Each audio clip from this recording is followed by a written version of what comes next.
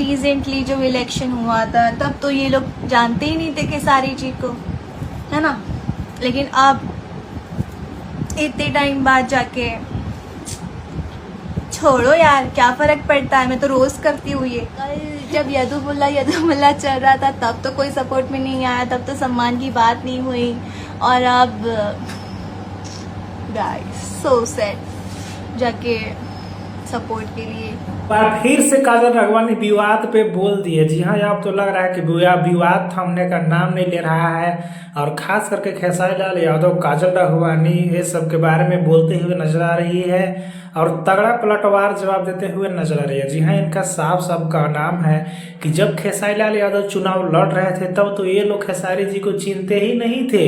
यहाँ तक कि काजल राघवानी ये भी बोल रही है कि उस समय यदुमुल्ला बोला जा रहा था, उस समय नहीं समझाया और उनको समझ में नहीं आया कि नहीं ऐसा शब्द बोलना चाहिए।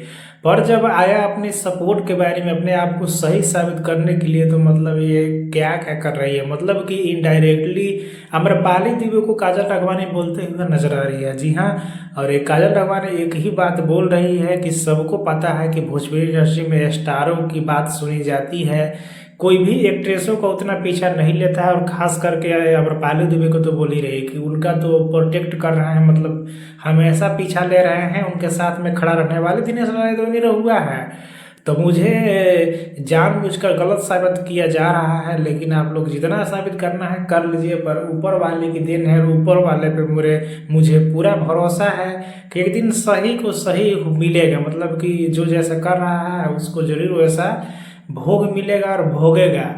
और बहुत सारे बातों को लेकर काजल राघवानी यहाँ तक कि पवन सिंह को भी बोलते हुए नजर आ रही है। शो के बीच में अचानक पवन सिंह भाभी आम्रपाली को बोल दी, बात को भी लेकर बोल रही है कि पवन जी को जवाब देने में नहीं कुछ हुआ, उनको जवाब नहीं दिया, देना चाहिए था ना। जब भाभी बोल दी तो उनको मजा आ रहा था, हंसी आ रहा था। बड़े स्टारों को नहीं बोल सकती है, पर आपको इस पे क्या कहना है नीचे कमेंट में बताना ना भूले।